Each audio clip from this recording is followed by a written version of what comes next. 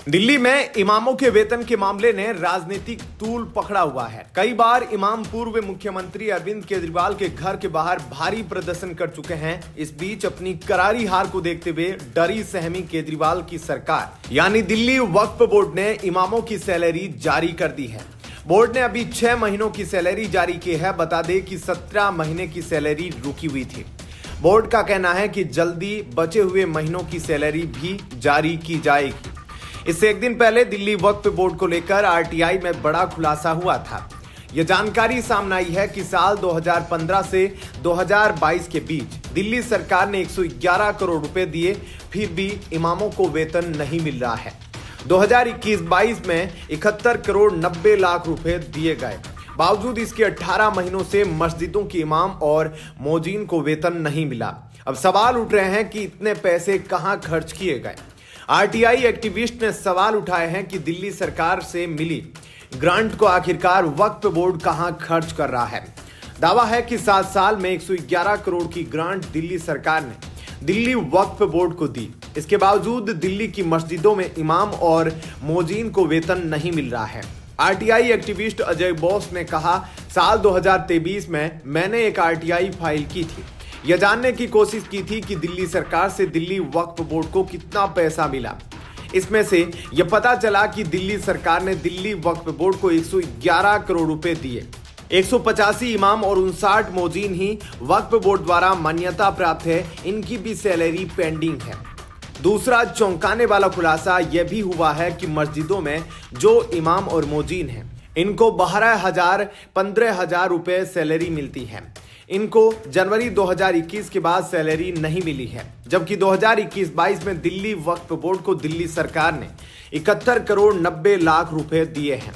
यह चौंकाने वाली बात है कि इमामों और मौजीनों को उनकी तनख्वाह नहीं मिली, जबकि वक्फ बोर्ड के चेयरमैन उस समय आम आदमी पार्टी के विधायक अमानतुल्लाह खान थे। ईडी ने अमानतुल्लाह को गिरफ्तार भी किया था और वक्फ बोर्ड में धांधली पर जांच भी चल रही है। दिल्ली वक्फ बोर्ड के इमाम और मुअज्जिन मिलकर करीब 240 लोग हैं, जिनकी तनख्वाह दिल्ली वक्फ बोर्ड देता है, जो दिल्ली सरकार के अंतर्गत आता है। पिछले 17 महीनों से इमामों को यह तनख्वाह नहीं मिली थी। अब इस मुद्दे के समाधान की दिशा में कदम बढ़ाए गए हैं और उम्मीद जताई जा रही है कि जल्द ही बाकी महीनों का भी भुगतान किया जाएगा। शुरुआत में दिल्ली में इमामों की सैलरी 10,000 रुपए और मुअज्जिन की सैलरी 9,000 रुपए थी। फिर अरविंद केजरीवाल ने मुख्यमंत्री रहते इमामों की सैलरी में बढ़ोतरी की। उसके बाद दिल्ली में मस्जिदों के इमामों को सैलरी 18,000 रुपए कर दी गई और मस्जिदों के मुअज्जिनों को 16,000 रुपए सैलरी मिलने लगी। अभी भी दिल्ली में इमामों को वेतन 18,000 रुपए हैं और मुअज्जिनों को 16,000 रुपए मिलते हैं। जानकारी के मुताबिक दिल्ली में 185 इमाम हैं और मुअज्जिन की संख्या 65 है। इस तरह मस्जिदों में काम करने वाले 240 इमाम और मुअज्जिन को दिल्ली सरकार सैलरी देती है। ऐसे में क्या कुछ कहना है आपका, इस पर कमेंट सेक्शन में अपनी राय जरूर बताएं। आगे की अपडेट के लिए बने रहिए लाइव टीवी न्यूज के साथ। धन्यवाद। जय हिंद। छुट्टी मनाकर राहुल गांधी दिल्ली चुनाव में उतरे हैं। जब बीजेपी और आम आदमी पार्टी आधा पेपर लिख चुकी, तब राहुल गांधी एग्जामिनेशन हॉल में घुसे हैं और उसके बाद कांग्रेस चुनावी रिजल्ट में फेल होगी तो गाली ईवीएम और मीडिया को देंगे। दिल्ली में जो अरविंद केजरीवाल और राहुल गांधी संविधान बचाने के नाम पर एकजुट होने का दावा कर रहे थे, आज वो एक दूसरे को देश विरोधी, भ्रष्टाचारी, विकास विरोधी और ना जाने क्या क्या कह रहे हैं। 7 महीने पहले यही राहुल गांधी कहते थे कि हम केजरीवाल को वोट देंगे और केजरीवाल हमें वोट देंगे क्योंकि हमारा लक्ष्य एक है। और अरविंद केजरीवाल कहते थे, अगर आपने कांग्रेस को वोट दिया तो मुझे जेल नहीं जाना पड़ेगा। लेकिन सिर्फ 7 महीने में ऐसे हालात बन गए कि राहुल गांधी और अरविंद केजरीवाल एक दूसरे पर हमलावर है। राहुल गांधी के तेवर तो और भी तीखे हैं। एक दिन पहले उन्होंने केजरीवाल से भ्रष्टाचार पर सवाल पूछे थे और मंगलवार को वे अरविंद केजरीवाल की पोल खोलने के लिए उतर गए। उन्होंने दिल्ली की गंदगी की वीडियो शेयर करते हुए तंज कसा। इतना ही नहीं, एलजी से केजरीवाल से शिकायत करने का भी समय मांगा है। दिल्ली विधानसभा चुनाव को लेकर कांग्रेस अब अपने अभियान में तेजी ला रही है।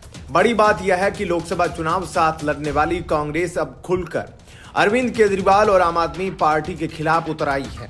खुद राहुल गांधी अब केजरीवाल पर हमलावर है। राहुल गांधी का रिठाला विधानसभा क्षेत्र में पड़ने वाले नजफगढ़ नाला पहुंचना दिल्ली चुनाव के नजरिए से बेहद अहम साबित हो सकता है। यह बता रही है कि आम आदमी पार्टी को लेकर कांग्रेस की दुविधा अब खत्म हो रही है। राहुल गांधी ने केजरीवाल के दावों पर सीधा हमला किया है और उन्हें झूठा करार दिया। लोकसभा में नेता प्रतिपक्ष राहुल गांधी मंगलवार को मकर संक्रांति कार्यक्रम में शामिल होने के लिए रिठाला पहुंचे थे और वहीं पर पार्टी के कुछ कार्यकर्ताओं के साथ स्थानीय नाले और वहां मौजूद गंदगी को देखने पहुंच गए। इसके बाद राहुल गांधी ने साफ करो दिल्ली हैशटैग से एक वीडियो शेयर किया। इसमें वे दिल्ली के एक नाले के पास टहल रहे हैं, दिखा रहे हैं दिल्ली देखो, चमकती हुई दिल्ली, यह है पेरिस जैसी दिल्ली, सब जगह यही हालात है और इतना टेम्परेरी। इसके लिए मैंने एलजी से टाइम मांगा है, इनसे इसकी शिकायत करनी है। इसमें जो भ्रष्टाचार हुआ है इसकी जांच होनी चाहिए। 6 महीने के अंदर यह कैसे ढह गया। एक दिन पहले राहुल गांधी ने सीलमपुर की रैली में अरविंद केजरीवाल पर तीखा प्रहार किया था। आरोप लगाया कि केजरीवाल और पीएम मोदी एक जैसे हैं, कोई काम नहीं करते। उन्होंने केजरीवाल पर हमला करते हुए पूछा, आप पहले तो भ्रष्टाचार की खूब बातें करते थे, लेकिन आज इतनी नहीं होती, महंगाई पर बात नहीं होती, दिल्ली की सफाई पर बात नहीं होती। केजरीवाल ने तब जवाब दिया था, उन्होंने कहा कि पहले सिर्फ शक था, लेकिन अब तो साफ हो गया है कि कांग्रेस और बीजेपी आपस में मिले हुए हैं। राहुल गांधी का हमला बताता है कि उनके लिए विपक्ष कौन है। आम आदमी पार्टी को अब कांग्रेस और बीजेपी दोनों से बराबर लड़ना होगा। केजरीवाल ने राहुल गांधी पर पलटवार करते हुए कहा था कि राहुल गांधी कांग्रेस बचाने की लड़ाई लड़ रहे हैं, लेकिन वे देश बचाने की लड़ाई लड़ रहे हैं। लेकिन केजरीवाल देश बचाने की लड़ाई लड़ रहे हैं। क्या कहना है आपका इस खबर पर? कमेंट सेक्शन में अपनी राय जरूर बताएं और साथ ही वीडियो को लाइक शेयर जरूर कीजिएगा। बने रहिएगा आगे की अपडेट के लिए भी लाइव टीवी न्यूज के साथ। धन्यवाद। जय हिंद।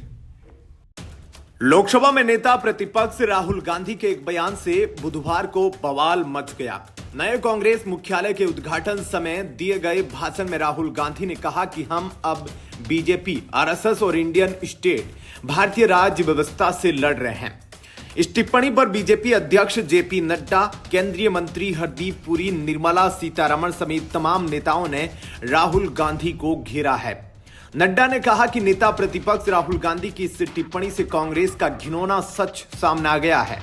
इसके अलावा बीजेपी नेता अमित मालवीय ने कहा कि राहुल गांधी ने अब भारत राज्य के खिलाफ खुली जंग छेड़ दी है। राहुल ने इससे पहले राष्ट्रीय राजधानी के कोटला रोड पर 9th ए स्थित कांग्रेस के नए मुख्यालय के उद्घाटन के बाद पार्टी नेताओं को संबोधित करते हुए कहा, यह मत सोचिए कि हम निष्पक्ष लड़ाई लड़ रहे हैं, इसमें कोई निष्पक्षता नहीं है। यदि आप मानते हैं कि हम भाजपा नामक एक राजनीतिक संगठन से लड़ रहे हैं या हम आरएसएस नामक एक राजनीतिक संगठन से लड़ रहे हैं, तो आप नहीं समझ पाए हैं कि क्या हो रहा है। उन्होंने कहा, भाजपा और आरएसएस ने हमारे देश के प्रत्येक संस्थान पर कब्जा कर लिया है। अब हम सिर्फ भाजपा नामक राजनीतिक संगठन और आरएसएस से नहीं बल्कि इंडियन स्टेट से भी लड़ रहे हैं। बीजेपी प्रमुख जेपी नड्डा ने सोशल मीडिया मंच एक्स पर आरोप लगाया है कि यह कोई रहस्य नहीं है कि राहुल गांधी और उनके परिवेशी तंत्र के शहरी नक्सलियों और डीप स्टेट के साथ गहरे संबंध है, जो भारत को बदनाम, अपमानित और खारिज करना चाहते हैं। डीप स्टेट ऐसे समूहों को कहा जाता है जो गोपनीय तरीके से अपने विशेष हितों को पूरा करके खासकर लोकतांत्रिक तरीके से चुनी गई सरकारों को अस्थिर करने के लिए काम करते हैं।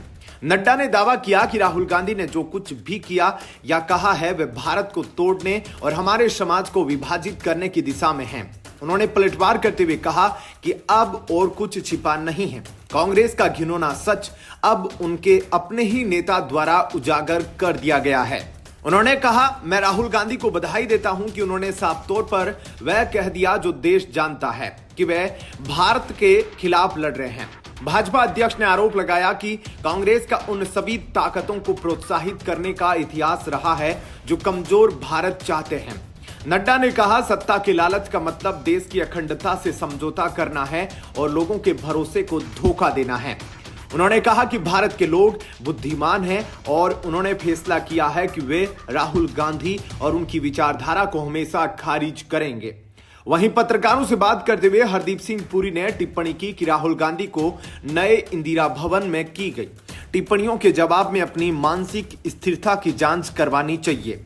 वित्त मंत्री निर्मला सीतारमण ने भी लोकसभा में विपक्ष के नेता गांधी से सवाल करते हुए कहा, संविधान की शपथ लेकर सत्ता में आए विपक्ष के नेता अब कह रहे हैं हम अब भाजपा, आरएसएस और भारतीय राज्य से लड़ रहे हैं, तो आप संविधान की प्रति अपने हाथ में क्यों लेकर चल रहे हैं।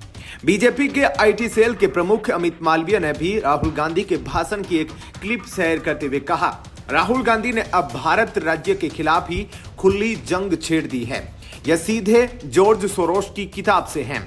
इससे पहले राहुल गांधी ने हालिया विधानसभा चुनावों का हवाला देते हुए यह दावा किया कि निर्वाचन आयोग महाराष्ट्र और हरियाणा विधानसभा चुनाव में मतदान करने वालों के नाम और पत्ते के साथ मतदाता सूची उपलब्ध कराने से इनकार कर रहा है, जबकि पारदर्शी होना उनका कर्तव्य है।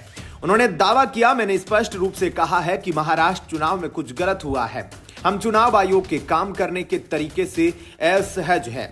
महाराष्ट्र में लोकसभा और विधानसभा चुनाव के बीच अचानक करीब 1 करोड़ नए मतदाताओं का सामने आना समस्या की बात है। ऐसे में क्या कुछ कहना है आपका इस खबर पर कमेंट सेक्शन में अपनी राय जरूर दीजिएगा। वीडियो को लाइक, शेयर और आगे की अपडेट से जुड़े रहने के लिए लाइव टीवी न्यूज को सब्सक्राइब कर लें। धन्यवाद।